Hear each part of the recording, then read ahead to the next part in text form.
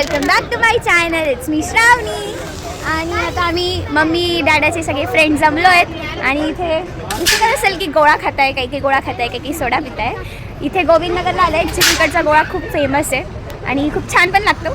So आता आमचे सगळ्यांचे गोळा खाऊन झालेले आहे. रीना मावशी आणि त्यांचं वाट बघत बघत सगळ्यांचे गोळे खाल्ले गेले. आता फक्त त्यांचे बाकी आहे. तर मी इंट्रोड्यूस करून देते. रीना मावशी, ही आरू, थांब परत ही मम्मा, हॅलो.